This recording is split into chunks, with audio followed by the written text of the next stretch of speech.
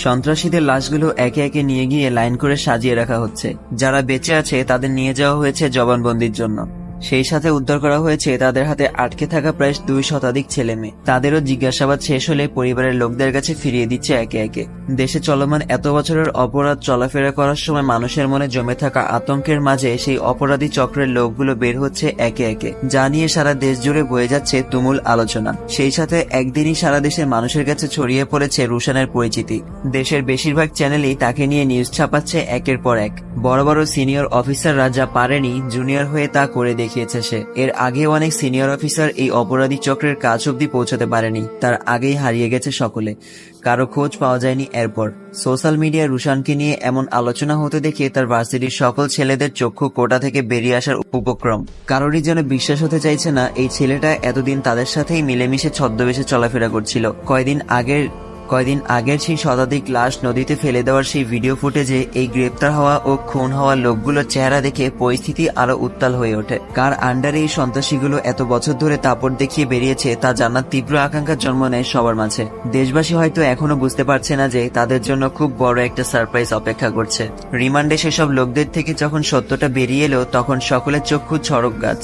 সকলের চিরচেনা নির্জনের ভালো মানুষের মুখটা যখন সবার সামনে ভেসে উঠল, চারপাশের উত্তেজনা যেন কিছু সময়ের জন্য নীরব হয়ে গেল। কারো যেন বিশ্বাসই হতে চাইছে না নির্জনের মতো একজন ভালো মানুষ এত বছর ধরে এসব করে এসেছিল, যাকে পুরো দেশবাসী মানবতার ফেরিওয়ালা নামে উপাধি দিয়েছিল। পরপরই শুরু হয় নির্জন, সামি এদের গ্রেফতার করার আন্দোলন। যারা এতদিন নির্জনকে মাথায় তুলে রেখেছিল তারাই এখন তার ছবিতে জুতার মালা পরিয়ে রাস্তায় নেমেছে। যাদের জন্য এতগুলো বছরের মাঝে অনেকে নিজেদের সন্তান হারিয়েছে, অনেক হারিয়েছে তাদের বাবা মাকে, হারিয়েছে প্রিয় মানুষগুলোকে। যাদের জন্য এতগুলো বছর দেশবাসী আতঙ্কের মাঝে ছিল, তাদের সবার দাবি এখন সেই মানুষগুলোর যেন উপযুক্ত শাস্তি হয়, আর এই সমস্যা যেন গোড়া থেকে উপরে ফেলা হয়। এদের শাস্তি দেখে যেন ওসব কাজ দ্বিতীয় কেউ করার কথা না ভাবে। ওদিকে মাকে আইসিইউতে দেখে নিশ্চুপ হয়ে কাঁদছে আরোহী। এতদিন সব সহ্য করলেও আজ এক মুহূর্তের জন্য মনে হচ্ছে বাবা নামক মানুষটাকে সামনে পেলে কেটে নিজের ভেতর জ্বলতে থাকা আগুনের পরিসমাপ্তি ঘটাতে। সেই সাথে তার সব সত্য বেরিয়ে আসার পর তীব্র ঘৃণায় শুধু জন্ম নিয়েছে তার জন্য। এত কিছুর মধ্যেও মাঝে মাঝে বারবার চোখ বন্ধ করে সৃষ্টিকর্তার কাছে প্রার্থনা করছে যেন তার মা সুস্থ হয়ে যায়। ছোট থেকে একমাত্র তার মাই তার সাপোর্টার ছিল। রাজ তার পাশে এসে বসলে কান্নাটা থামিয়ে নিশ্চুপ হয়ে থাকে আরোহী। রাজের থেকে সরে কিছুটা দূরে গিয়ে বসে সে। রাজ কারণটা বুঝতে পেরে অবাক হলো না। রাজ সান্ত্বনার সহিত আরোহীর কাঁধে হাত রাখলে তা সরিয়ে দেয় আরোহী। কিছুটা রাগী দৃষ্টিতে রাজের দিকে চেয়ে বলে, কেন মিথ্যা বলেছিলেন আমায়? আমার আম্মুর মৃত্যুর সাথে লড়ছে আর আপনি বলেছিলেন কিছুই হয়নি। যদি কিছুই না হয় তাহলে আমার আম্মু এখানে কেন? বলুন আমাকে, কেন আম্মুর মৃত্যুর সাথে লড়ছে? উদ্দেশ্য কি আপনার? রাজ কিছুক্ষণ চুপ থেকে বলে, এমন পরিস্থিতিতে আমি চাইনি তোমার মাঝে আরো বেশি চাপ সৃষ্টি হোক, তাই কিছুটা স্বাভাবিক হওয়ার পর নিয়ে এসেছি তোমায়, তাছাড়া ভিন্ন কোনো উদ্দেশ্য নেই। আরোহী উত্তেজনাবশত আবার বলে, কোনটা বিশ্বাস করবো আমি? আমার আম্মুর সুস্থ হওয়ার মিথ্যা সান্ত্বনাটা, নাকি আপনার হুট করে রূপ বদলানোটা? এসব দেখতে দেখতে নিজেকেই এখন বিশ্বাস হচ্ছে না আমার। আরোহীকে এমন উত্তেজিত দেখে রাজ তার 2 বাহু চেপে ধরে বলে, সবকিছু ঠিকঠাক হোক, সময় হলে তোমাকে সব বলবো আমি। এখন শুধু নিজেকে শান্ত রেখে মায়ের জন্য দোয়া করো যাতে তাড়াতাড়ি সুস্থ হয়ে ওঠেন তিনি। আরোহী বড় বড় কয়েকটা নিঃশ্বাস নিয়ে বলে, আমার একটা কথা রাখতে পারবেন? বাবা নামক ওই মানুষটার লাশ উপহার দিতে পারবেন আমায়? আরোহীর মুখে এমন একটা কঠিন কথা শুনবে তা হয়তো কল্পনাও করতে পারেনি রাজ। ভালোই বুঝতে পারছে আরোহী এখন নিজের অবস্থান থেকে কিছুই বলছে না। হয়তো হুট করে জীবনে এত কিছু ঘটে যাওয়ায় যা ভেবে পাচ্ছে তা না বুঝে তাই বলে যাচ্ছে। তাই এই বিষয়ে আর কথা না বাড়িয়ে আরোহীকে সেখানে বসিয়ে পাশে সে নিজেও বসলো। কিছুটা শান্ত হতে দেখে পাশ থেকে আরোহীর মাথাটা নিজের বুকের সাথে মিশিয়ে তাকে শান্ত করার চেষ্টা করলো রাজ। কিছুক্ষণের নীরবতায় ছোট বাচ্চাদের মতো একদম শান্ত হয়ে গেল আরোহী। নিজের মাঝে কিছুটা অনুশোচনা নিয়ে শান্ত গলায় বলে, সবকিছু আমার জন্য হয়েছে তাই না? রাজও তার সাথে তাল মিলিয়ে মাথায় হাত বুলিয়ে দিতে দিতে বলে, ভাগ্যের লিখন কেউ পরিবর্তন করতে পারে না, হয়তো কোনো না কোনো ভাবে এমনটাই হওয়ার ছিল। অতএব তোমার জন্য কিছুই হয়নি, তাই কোনো কিছুর জন্য নিজেকে দোষারোপ করে কষ্ট পাওয়াটা শুধুই বোকামি মাত্র, আর কিচ্ছু না। বলেই চুপচাপ চোখ দুটো বুজে নিয়ে নিস্তেজ হয়ে গেল আরোহী। যেন হুট করে শরীরের সব অস্থিরতা নিমিষেই হারিয়ে গেছে। দাড়ি ও গোফ লাগিয়ে নিচে চেহারা পরিবর্তন করে বিমানবন্দরে পা রাখে সামির। উদ্দেশ্য যত তাড়াতাড়ি সম্ভব দেশ ত্যাগ করা।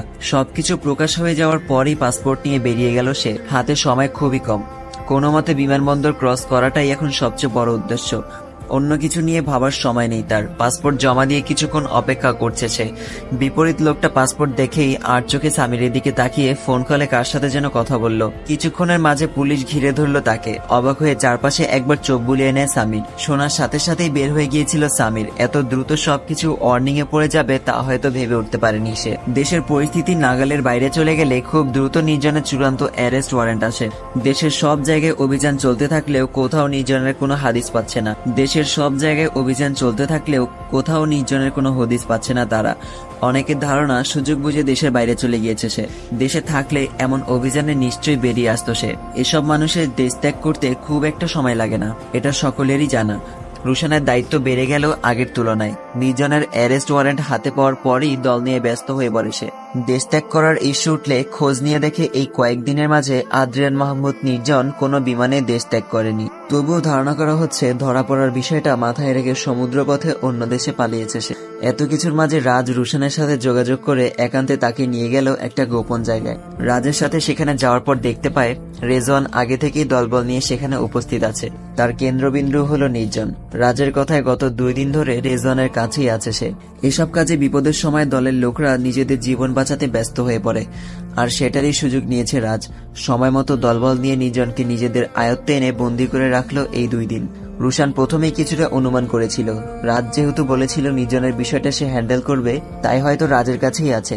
তাই তো এতজনে এত কথায় কান্না দিয়ে নিজের লক্ষ্যে স্থির হয়েছিল রুশান। একটা চেয়ার টেনে নির্জনের মুখোমুখি বসলো রুশান। চোখ দুটো রক্তিম হয়ে আছে তার। এক হাতে নির্জনের গাল টিপে ধরে তার মুখোমুখি করে নিয়ে বলে, এই দিনটারই অপেক্ষায় ছিলাম সুর বাচ্চা। মনে পড়ে আজ থেকে 26 বছর আগের কথা।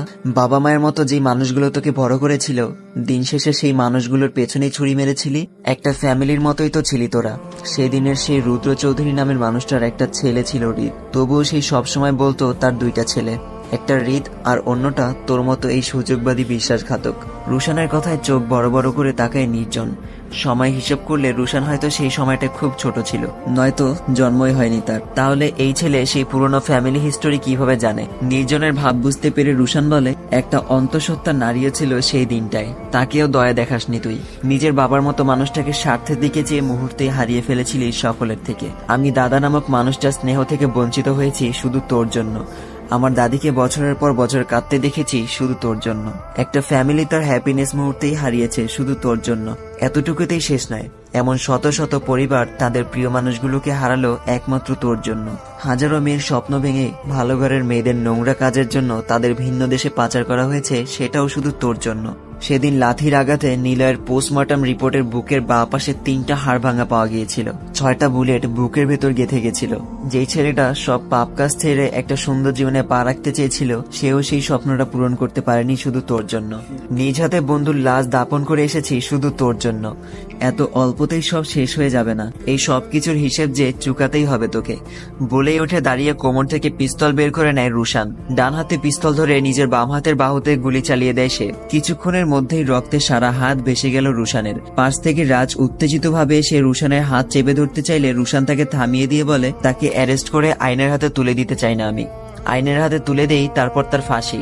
এত সহজ মৃত্যু ওর জন্য সত্যিই কম হয়ে যাবে। এখনো অনেক হিসেব বাকি আছে তার সাথে। বলেই ভেতর থেকে টি শার্টটা খুলে রাজের সাহায্য নিয়ে হাতটা শক্ত করে বেঁধে নিল রুশান। রাজ এবার হয়তো কিছুটা বুঝতে পারছে রুশানের হুট করে এমন করার পেছনে কারণ কি। হয়তো আগামীকাল হেডলাইন আসবে, অ্যারেস্ট করার মুহূর্তে পুলিশ অফিসারের উপর আক্রমণ করে তার উপর গুলি চালিয়ে পুনরায় পালিয়েছে নির্জন। আর সেই নিউজ বারবার টেলিকাস্ট করে দেশ জুড়ে আবারও উত্তেজনাময় পরিস্থিতি তৈরি হবে। সবকিছু মিলিয়ে অ্যারেস্ট ওয়ারেন্টের বিপরীতে হয়তো নির্জনের উপর ক্রসফায়ারের নির্দেশ আসতে পারে, আর সেই সুযোগটা নিতেই হয়তো নিজের উপর নিজে গুলি চালিয়ে আহত হয়েছে রুশান। হাতে ব্যান্ডেজ করা অবস্থায় সাক্ষাৎকার দিচ্ছে রুশান। মিডিয়ার লোকগুলো ভিড় জমিয়ে আছে সামনে। কোন চ্যানেলে সবার আগে আপডেট নিউজ ছাপাবে তা নিয়ে যেন কম্পিটিশন লেগেছে নিজেদের মাঝে। নির্জন তার উপর কিভাবে অ্যাটাক করেছে সেই বিষয়ে ক্যামেরার সামনে রেখে শান্তভাবে সাজিয়ে উপস্থাপন করছে রুশান। সবকিছু আগেই সাজিয়ে রেখেছে সে। গতকাল রাতে গোয়েন্দা টিম থেকে নির্জনের খবর পেয়ে ফোর্স নিয়ে সেখানে চলে গেলাম আমি। আন্ডারগ্রাউন্ডে একটা গোপন জায়গা ছিল তার। যার কথা বাইরে কেউ জানে না। নির্জনের সেখানে থাকার তথ্যটা গোয়েন্দা টিমের কাছে এসেছিল তার স্ত্রী হতে, যার কারণে স্ত্রীকে মেরে আহত করেছিল সে। আমরা সেখানে পৌঁছে সবকিছু আয়ত্তে নিয়ে আসার আগেই তারা আমাদের উপর আক্রমণ করে সেখান থেকে পালিয়ে যায়। আমাদের পুরো টিম নিজেদের সর্বোচ্চ চেষ্টা করেও তাকে আয়ত্তের মাঝে আনতে পারেনি। যতবারই আমরা প্ল্যান অনুযায়ী এগিয়ে গিয়েছি ততবারই তারা আক্রমণাত্মক হয়ে উঠেছে। অনুমতি না থাকায় তার দিকে পাল্টা গুলি ছুটতে পারিনি আমরা। তাদের আক্রমণে একটা গুলি এসে আমার বাম হাতে আঘাত করে। শেষে তাদের এই আক্রমণের চাপে পরে সবটা আয়ত্তের বাইরে চলে গেল আমাদের টিম সেখান থেকে আহত হওয়া নির্জনের স্ত্রীকে নিয়ে হসপিটালে নিয়ে গেল। তিনিও অন্যায়ের বিরুদ্ধে লড়তে গিয়ে এখন আইসিইউতে আছে। আদ্রিয়ান মাহমুদ নির্জনের মেয়ে মিস আদ্রিতা আরোহী মিডিয়া বা ক্যামেরার সামনে আসতে চাইছে না, তবে তিনিও তার বাবার কর্মকাণ্ডে তীব্র নিন্দা জ্ঞাপন করছে। তার পক্ষ হতেও অপরাধীর উপযুক্ত শাস্তির দাবি উপস্থাপন করছে তিনি। এখন সব মিলিয়ে নির্জনের এই কর্মকাণ্ডের জন্য আমাদের নেক্সট পদক্ষেপ উপর মহলের অনুমতির উপর নির্ভর করছে। সকলের মতো রাজও শ্রোতার ভূমিকা পালন করে চুপচাপ রুশানের কথা শুনল। রাজের মুখে না চাইতেও একটা অদ্ভুত হাসির আওয়াজ দেখা দেয়। কি সুন্দরভাবে একটা মিথ্যা গল্প সাজিয়েছে রুশান, যার মাঝে আরোহীর মা ও আরোহীর বিষয়টাও সহজভাবে ওই সাজানো ঘটনার উপর ঘুরিয়ে নিয়েছে। যেন এক ঢিলে দুই পাখি শিকারের মতোই হয়েছে সবটা। এবার হয়তো রুশানের প্ল্যানটা খুব শীঘ্রই বাস্তবায়ন হতে চলেছে। নির্জনের ভালো বিজনেসগুলো সব ছিল সামিরের হাতে, আর খারাপগুলো নিলয়ের হাতে। সেদিন সামিরকে বিমানবন্দর থেকে অ্যারেস্টের পর কোর্টে তোলা হয় তাকে। সেখান থেকে তার 3 দিনের রিমান্ডের আদেশ আসলো। এই 3 দিনে এই অবৈধ ব্যবসার বাইরেও অনেক নতুন তথ্য সামনে আসে সকলের। এতদিন তার আন্ডারে থাকা সব ব্যবসা প্রতিষ্ঠানের প্রকৃত মালিক সে বা নির্জন তারা কেউই না। সামিরের জবানবন্দি অনুযায়ী এর সঠিক তদন্তের মাঝে বেরিয়ে আসে সবটা। প্রত্যেক প্রতিষ্ঠানের সাথেই তাদের সাথে ভিন্ন কারণাম জড়িয়ে আছে। সব তথ্য সামনে আসার পর ওইসব প্রতিষ্ঠানগুলোর পূর্ব মালিকের ডিটেলস বের করে তারা। সেই সাথে সামনে আসে এতদিন গোপনে থাকা রুশানের দাদা রুদ্র চৌধুরী ও ফয়দা আন্টির স্বামীর সেই প্রতিষ্ঠানগুলো। সব মিলিয়ে এমন বেশ কয়েকজনের নাম সামনে আসে। সম্পূর্ণ তদন্ত শেষ হলে আসল মালিক পক্ষের কাছে বুঝিয়ে দেওয়া হবে সব। পরিস্থিতি শান্ত হচ্ছে না কিছুতেই। স্বজন হারানো মানুষগুলো যেন আরো ক্ষেপে উঠেছে। এতদিন হয়ে গেল সবকিছু প্রমাণিত হওয়ার, এখনো কেন নির্জনকে আটক করা হচ্ছে না বা তার কোনো ব্যবস্থা নেওয়া হচ্ছে না? কেন এই কয়েকদিন তাকে এভাবে সময় দিয়ে দেশে বাইরে চলে যাওয়ার সুযোগ দেওয়া হচ্ছে? নাকি প্রশাসন তার থেকে মোটা অঙ্কের অর্থ হাতিয়ে চুপ করে আছে? এমন নানান প্রশ্ন ছড়ে দিচ্ছে বিক্ষুব্ধ জনতা। উত্তেজনা বাড়তেই থাকলে অ্যারেস্ট ওয়ারেন্টের বিপরীতে নির্দেশ আসে নির্জনকে যেখানে পাবে সেখানেই মেরে ফেলার। রুশান যেন এই সময়টারই অপেক্ষায় ছিল। এখন সময় এসেছে বদলা নেওয়ার, প্রিয়জন হারানোর শোকটা রক্তের বোতলে কাটিয়ে তোলার, বুকের ভেতর জ্বলতে থাকা দহনকে শান্ত করার। গাড়ির হর্ন বেজে উঠলে গেট খুলে দেয় দারোয়ান। রাত তখন প্রায় 10:30। বাড়ির সামনে এসে গাড়ি থেকে নামে রুশান। আসার সময় বাড়ির কাউকে জানিয়ে আসেনি সে। কলিং বেলটা বেজে উঠলে কাজের মেয়েটা এসে দরজা খোলে। রুশান ভেতরে প্রবেশ করে দেখে সকলেই খাবার টেবিলে। আরিশা আন্টি ও রাইসাও আছে তাদের মাঝে। রুশানকে নিয়ে মিডিয়ায় এত আলোচনা হতে শুরু করলে কম বেশ সকলেই অবাক হয়েছিল, কারণ তারা ঠিকই জানতো ছেলে একদিন এমন কিছু একটাই করে দেখাবে, এর সাথে যে তার ফ্যামিলির ভয়ঙ্কর স্মৃতি জড়িয়ে আছে। হুট করে খাওয়ার মুহূর্তে রুশানকে দেখে সকলে যেন অবাক হয়ে চেয়ে আছে তার দিকে। শুধু রাইসা সেদিকে না তাকিয়ে এক মনে বসে আছে চুপচাপ।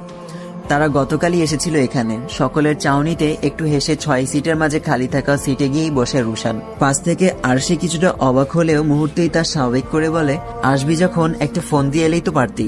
রুশান চেয়ারে হেলান দিয়ে বলে আসলি কি সবাই কেমন চমকাতে দেখতাম। এর মাঝে হঠাৎ খেয়াল করলো রাইসা খাওয়া ছেড়ে উঠে চলে গেল সেখান থেকে। পাশ থেকে রুশানের দাদি খাওয়া বন্ধ করে বলে, এই সেমরির আবার কি হইল? রুশান একবার এদিকে চেয়ে বলে, বাদ দাও, এখনো সব ঢং দেখার সময় নেই। এসেছি একটা কাজে। ডিনার শেষে এখন আবার বাবাকে নিয়ে বের হয়ে যেতে হবে। সবার খাবার একটা হলেও হৃদের খাওয়া ভিন্ন। এই বয়সে রাতের বেলায় ভাতের বদলে রুটি বেছে নিয়েছে সে। এর মাঝে ছেলের কথা শুনে পাশ থেকে হৃদ খেতে খেতে বলে, আমাকে আবার কোথায় যেতে হবে তোর সাথে? রুশান বাবার দিকে চেয়ে বলে, গেলেই দেখতে পাবে বাবা। 26 বছরের হিসেবে যোগফল মিলছে না তুমি ছাড়া। ছেলের কথা এবার কিছুটা আন্দাজ করতে পারলো হৃদ। চুপচাপ পুনরায় খাওয়ায় মন দেয় সে। রাত তখন 3টা। ঘড়ির কাঁটার প্রতিটা সেকেন্ড যেন নিজের মৃত্যুর দিকে এগিয়ে যাচ্ছে। সময়গুলো যেন মৃত্যু হয়ে ধেয়ে আসছে তার দিকে। আর তার পেছনে ও ডানে বামে দেওয়াল দিয়ে ঘেরা। পালানোর জায়গাটুকু অবশিষ্ট নেই তার। নির্জনের সামনে বসে আছে হৃদ। শরীরের অনেক জায়গায় রক্ত গড়িয়ে পড়ছে তার। রেজন হাতের লাঠিটা ফেলে পাশের একটা কাঠের টেবিলের উপর রাখা জগ থেকে পরপর 2 গ্লাস পানি খেয়ে নিজেকে শান্ত করার চেষ্টায় আছে। এতক্ষণে মারের আঘাতে মাথা তুলে তাকাতে যেন কষ্ট হচ্ছে নির্জনের। তবুও তাকিয়েছে 26 বছর আগের সেই চেনা মুখটার দিকে। দুজনেরই চুলদারি পাকা ধরেছে। তবুও আজকের এই দিনটা যেন সেই 26 বছর আগের ভয়ঙ্কর দিনেই নিয়ে গেল তাদের। যেখানে নির্জনের জায়গা ছিল হৃদের ফ্যামিলি। বিশ্বাসঘাতকতার তীব্র আঘাত খুব ভালোভাবেই উপলব্ধি করতে পারছে সেদিনকার। বিশ্বাসঘাতকতার তীব্র আঘাত খুব ভালোভাবেই উপলব্ধি করেছিল সেদিন। এত বছরের বোঝাপড়া শেষ হয়ে কেটে গেল বেশ কিছুটা সময়। ভোর 4টার দিকে সেখানে আসে রাজ। সকলের বোঝাপড়া শেষ হলে নির্জনের ডান পায়ের হাঁটুতে শুট করলো সে। চোখের সামনে কত মানুষের আর্তনাদ দেখেছিল সে। স্বজন হারানোর সে কি কান্না। নিলয়কে নিজ হাতে দাফন করে আসা সেই মুহূর্তটা যেন এখনো পীড়া দিচ্ছে তাকে। চাইলেও শান্ত হতে পারছে না সে। পা ধরে ব্যথায় ফ্লোরে ছটফট করছে নির্জন। মৃত্যু কতটা ভয়ঙ্কর তা যেন খুব কাছ থেকে উপলব্ধি করতে পারছে সে। জীবন প্রদীপ নিভে যাওয়ার সাথে ক্রমশ বেড়েই চলেছে যন্ত্রণাটা। দ্বিতীয় গুলি চালানোর আগে রুশান থামিয়ে দেয় তাকে। রাজকে থামিয়ে নির্জনের দিকে চেয়ে বলে, এভাবে মারলে তো সে মরেই যাবে, তাহলে কাকে আইনের হাতে তুলে দিব আমরা? রুশানের কথাটা শুনে যেন কিছুটা আশার আলো দেখতে পায় নির্জন। এখান থেকে একবার সুযোগ পেলে নিজের সবটুকু ক্ষমতা দিয়ে হলেও চেষ্টা করবে নতুন জীবনে ফিরে পাওয়ার। তার ভাবনার মাঝে রুশান আবার বলে, তাকে এখন দ্রুত ওষুধ খাইয়ে সুস্থ করে তুলতে হবে, এরপর না হয় সুস্থভাবে আইনের হাতে তুলে দিব তাকে। বলেই একটা ছোট কাঁচের শিশি বের করে সে। ছোট শিশি ভেতরে হয়তো মাত্র কয়েক ফোঁটা মেডিসিন আছে। নির্জনের সামনে গিয়ে এক হাতে তার গাল চেপে ধরে অন্য হাতে সেই শিশির সবটা খাইয়ে গেল তাকে। কিছুক্ষণের মাঝেই যেন পুরোপুরি সুস্থ হয়ে গেল নির্জন। শরীরের ব্যথাটাও যেন সব হাওয়া হয়ে গিয়েছে মুহূর্তেই। নিজেকে পুরোপুরি একটা সুস্থ মানুষ মনে হচ্ছে তার। এতক্ষণ ব্যথায় কাতরাতে থাকা নির্জন এখন উঠে দাঁড়িয়ে নিজের দিকে চেয়ে একটা মৃদু হাসি দিল। এর মাঝে রুশান ফোন বের করে কাকে যেন স্বাভাবিকভাবে বলল, নির্জন মারা গেছে, এসে নির্জনের লাশ নিয়ে যেতে। পাশ থেকে নির্জন হাঁ করে চেয়ে আছে রুশানের দিকে। একজন সুস্থ মানুষকে মৃত বলে ঘোষণা করার কিছুটা অবাক হলো সে। পুনরায় আবার নিজের শরীরের দিকে তাকালো সে। আরো কিছুটা সময় পার হলে ধীরে ধীরে শরীর গরম হতে থাকে নির্জনের। গা দিয়ে চিকন ঘাম দিয়ে সারা শরীর ভিজিয়ে দিচ্ছে তার। ভেতরটায় যেন তীব্র যন্ত্রণা শুরু হয়ে গেল। যন্ত্রণায় সারা শরীর কাঁপছে তার। ফ্লোরে লুটিয়ে পড়লো কিছু সময়ের মাঝে। গায়ের চামড়া ফাটতে শুরু করলো তার। যন্ত্রণা আরো তীব্র হয়ে উঠল। একে একে শরীরের বিভিন্ন জায়গায় চামড়া ফেটে পানির মতো হয়ে যাওয়া রক্ত ছিটকে কিছুটা দূরে গিয়ে পড়ছে। যন্ত্রণায় বারবার ফ্লোর খামচে ধরতে চাইছে সে। এমন ভয়ঙ্কর যন্ত্রণা যেন হৃদের মতো অনুভূতিহীন মানুষেরও সহ্যের বাইরে চলে গেল। সেখানে আর দাঁড়িয়ে থাকতে না পেরে চোখ মুখ বন্ধ করে সরে গেল সেখান থেকে। মৃত্যুর শেষ স্টেপে পৌঁছে নিজের শরীরের সবটুকু শক্তি হারিয়ে ফেললো সে। ছটফট করার শক্তিটুকু শেষ হওয়ার পর ধীরে ধীরে নিস্তেজ হতে শুরু করলো সে। কিছুক্ষণের মাঝে নিস্তেজ হয়ে গেল পুরো শরীর। এখন এই শরীরের নাম পরিবর্তন হয়ে নতুন একটা নাম নিয়েছে, লাশ। ভোর হলে চারদিকে ফজরের আজানের ধ্বনি বেজে উঠল। নির্জনের লাশ প্যাকেট করে গাড়িতে তুলে নিয়ে যাওয়া হচ্ছে। ভোরের আলো ফুটে ওঠার সাথে রাস্তা জুড়ে গাড়ির ভিড়। সবশেষে এক নতুন সকালের আগমন। এই নতুন সকালের সাথে যেন নির্জন নামক এক ভয়ঙ্কর ভাইরাসের থেকে মুক্ত পেল দেশের মানুষ। আতঙ্ক শেষে জেগে উঠল এক নতুন প্রভাত। নতুন প্রভাতকে নতুনভাবে উপভোগ করছে রাজ ও রুশান।